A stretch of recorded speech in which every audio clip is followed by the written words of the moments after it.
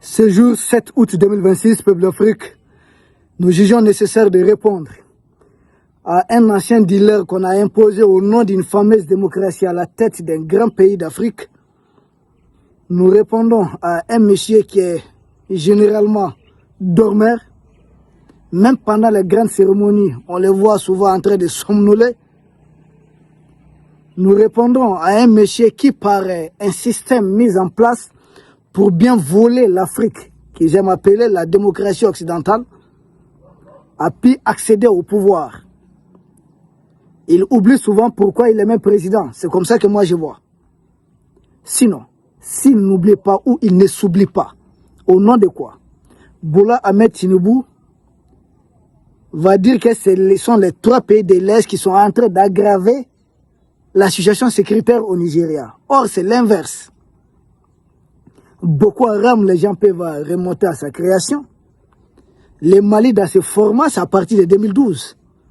En 63, il y a eu une première, ce qu'ils ont appelé rébellion, qui n'a pas prospéré. Ça a été écrasé tout de suite. Dans les années 89-90, jusqu'à 96, ça n'a pas beaucoup prospéré. À partir de 1996, ce qu'on appelle flamme de paix de Tombouctou, jusqu'à 2006, il y a une accalmie. En 2006, on a subi 2 attaques, si je ne me trompe pas. Première attaque dirigée par l'autre là, il y a Fagaga et puis il y a Bahanga. Les 2 attaques. Et les 2 attaques ont été contenues. 2007, plus rien, 2008, 2009, jusqu'en début 2012. Notamment cette attaque très meurtrière du 17 au 24 janvier 2012. Or, quand nous parlons de 2012, il y a déjà eu 2011. Et 2011, les terreurs d'Al-Qaïda ont été armés en Libye. Il n'y a qu'un seul pays entre le Mali et la Libye. Soit vous passez par le Niger. Le Niger est un pays frontalier de la Libye. Ou vous passez par l'Algérie. L'Algérie est un pays frontalier de la Libye. Et ces 2 pays ont chacun une frontière avec le Mali. Donc au Mali, c'est à partir de 2012 qu'un tel chaos s'est installé. Le président Amadou Toumani Touré, qui avait été élu, a été renversé à cause de ça. Bola Ahmed Tinubu. Ouvre bien tes oreilles pour écouter. Nous, on avait un président qu'on présentait d'ailleurs, même le monde occidental aimait présenter comme un modèle de la démocratie en Afrique. Parce que quand il a renversé le pouvoir du général Moussa Traoré le 26 mars 1991, il a fait une transition, organisé une élection présidentielle. Lui-même, il n'était pas candidat. Il s'est retiré. Le président Alpha Oumar Konaré a été élu, a fait 2 mandats. Ensuite, le président Amadou Toumani Touré est revenu après avoir démissionné de l'armée. S'est présenté à l'élection présidentielle comme civil. Une fois élu, il a fédéré beaucoup de partis politiques autour de son projet. Vous savez pourquoi il a été renversé? Parce que les mêmes pays occidentaux ont armé Al-Qaïda pour renverser Kadhafi. Al-Qaïda armé là-bas. Et ceux même que Kadhafi avait armé autour de lui ont été finalement négociés par encore un président d'un pays occidental, Nicolas Sarkozy, qui leur a promis l'indépendance du nord du Mali. Voici leur fameux projet Azamerd. Et vont vous dire, depuis 91, là, ça a pris forme à compter réellement de cette date. C'était dans des documents, c'était théorique. Les Maliens lambda ne connaissaient même pas ce projet en tant que tel. C'était dans des documents, mais ça n'a jamais prospéré parce que, historiquement, géographiquement, le Mali n'a pas une région qui s'appelle Azamerd. C'est quelque chose qui a été fabriqué de toutes pièces dans certaines chancelleries occidentales. Il renverse Kadhafi. C'est une agression contre un pays africain. L'Afrique s'éteint, y compris un géant comme le Nigeria. Et les armes qui ont été livrées au niveau de Djabel Nefoussa aux groupes armés terroristes pour renverser Kadhafi, ces armes se retrouvent au Sahel contre nous. Et des armes que Kadhafi avait données à ceux qui étaient censés les protéger, mais qui ont été récupérées par Nicolas Sarkozy, reviennent aussi avec leurs armes et bagages au Sahel. Or, à l'époque, au nom de la fameuse démocratie, nous nous sommes laissés désarmer. Nos armes lourdes ont été détruites. on n'avait presque rien pour le contrer. Résultat, ils ont commencé à prendre nos camps un à un, y compris le massacre d'Aguelog. Plus de 100 de nos militaires tombés en martyrs ont été massacrés presque, excusez-nous du terme. C'est de la barbarie, c'était atroce. Face à cela, des militaires qui se voyaient désarmés, parce que souvent il a fallu 3 militaires pour un seul fusil, 4 militaires pour un seul fusil. Or, les terreaux qui arrivaient vers nous, contre nous, étaient même chacun d'une arme, voire même chacun de 2 armes. Ce n'était pas le cas chez nous, on n'était pas préparés. Au nom de la fameuse démocratie, nous nous sommes laissés désarmer pour ne jamais être une puissance et contester le pillage que la jeune française est en train de nous imposer. Ce qui s'est passé. Et dès lors, le président a été renversé. La France dit être appelée en 2013. Opération Serval, puis Barkhane, puis Takuba, puis n'importe quoi. Aucune de ces opérations n'a permis au Mali de stabiliser notre territoire. Et dans ces conditions, on nous a poussé, non, il faut aller à l'élection présidentielle, ça serait la solution. Nous sommes allés à l'élection présidentielle sans Kidal. Sans Kidal. C'est comme ça que nous avons, plus tard Kidal est devenu un problème. On nous contraint à signer un accord qui s'appelle l'accord d'Alger, qui en réalité est un accord de capitulation. De cet accord, c'est comme si on cède le nord de notre territoire. On doit former les groupes armés, nous devons les financer, nous devons les payer, nous devons les intégrer. Et ils ont les derniers mots sur les ressources du nord du Mali. La jeune française et Alger venaient de se partager le nord du Mali. Et la CEDEAO a acté cet accord. On était encore dans la CEDEAO. Donc le Nigeria a acté cet accord. Allez voir l'accord d'Alger. Vous allez retrouver la CEDEAO dedans. Vous allez retrouver le Nigeria. Vous avez acté le partage du nord du Mali. Vous avez acté le fait que les terreurs doivent s'implanter dans les principales localités du nord du Mali.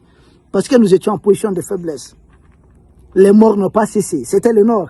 Puis c'est venu au niveau des centres. C'est dans ce contexte, dans ces conditions, que le peuple malien s'est révolté. Et le président d'alors, qui savait que c'est la jeune française qui est en train de trahir, a démissionné. Et en démissionnant, il a dissous l'Assemblée, mis fin au gouvernement, pour permettre à l'armée de sauver la patrie.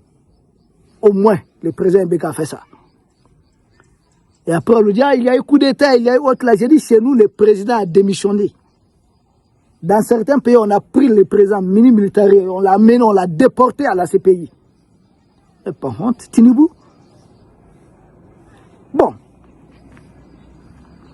Ainsi arriva au pouvoir l'armée. Et il y a la volonté du peuple.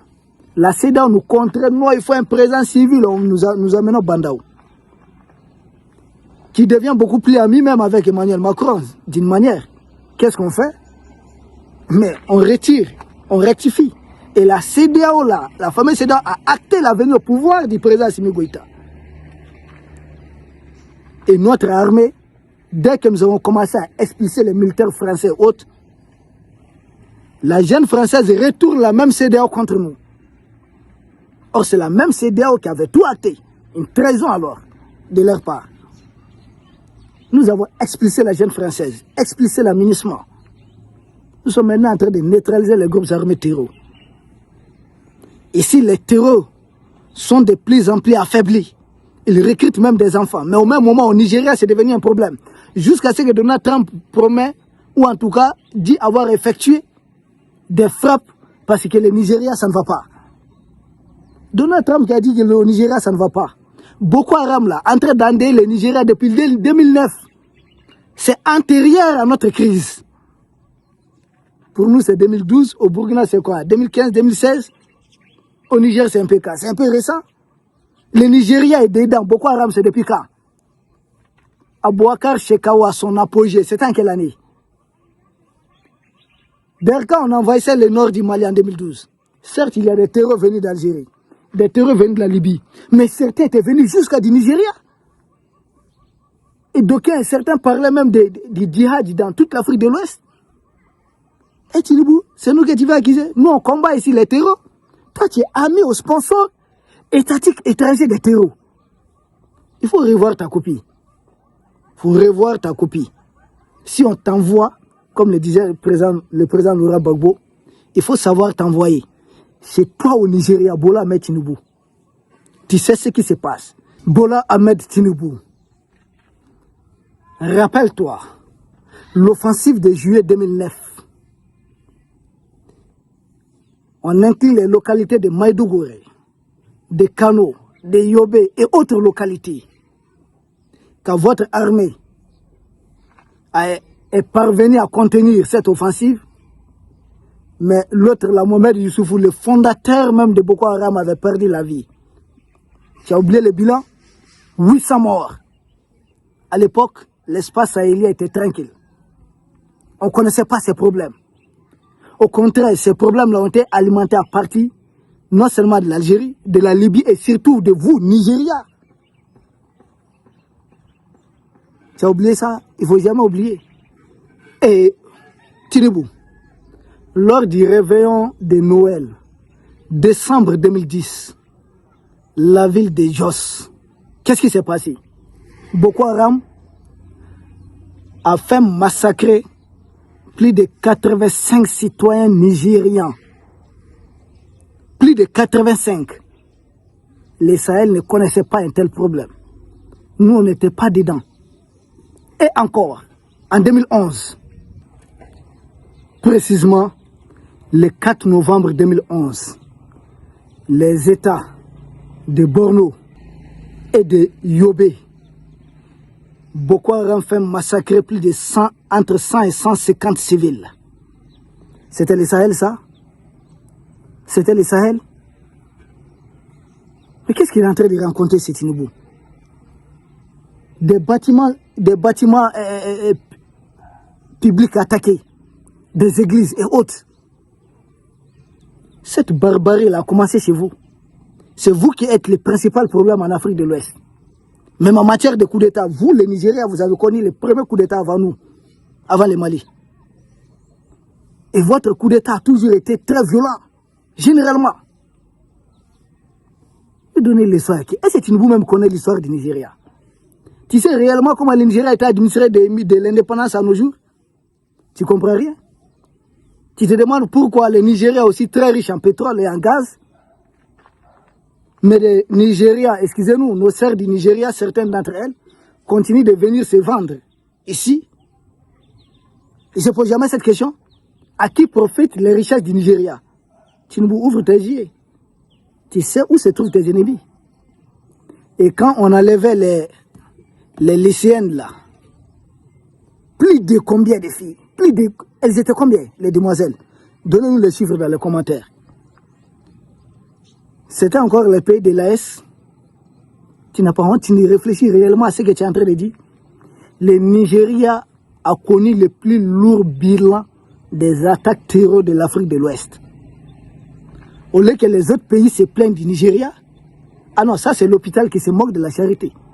Tinubu a le courage de dire, lui qui voulait aller faire la guerre énergétique de la France contre le Niger, endeuiller encore les populations du côté du Niger et du côté du Nigeria. Parce qu'on allait riposter, et il a le courage de le dire. Il fait cette annonce devant les chefs coutumiers autres. Parce que pour eux, là, les chefs coutumiers en Afrique ne comprennent pas grand chose. C'est ce qu'ils ont en tête. Or, ces chefs coutumiers, en regardant Tinubu, ils le voient comme un rigolo. Un triste comédien. Ah oui, qui est là pour faire la comédie et non pas pour réellement gouverner ou administrer le Nigeria. Sinon, c'est très facile. Le général Abdourahmane Tchani a fait des révélations où on voit que des terroristes sont armés à partir du Nigeria, au niveau du lac Tchad.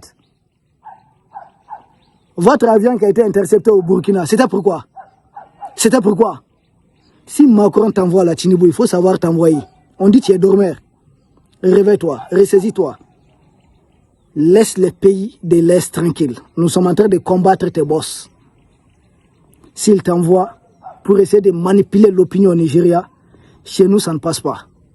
Gère tes problèmes, laisse les pays de l'Est gérer leurs propres problèmes.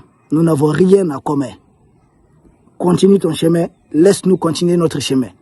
Mais si tu veux t'interférer, tu veux devenir obstacle, nous serons comme à te supprimer avec succès. Peuple d'Afrique, nous vous remercions. Nous espérons vous retrouver demain pour un autre sujet au sommet de l'actualité.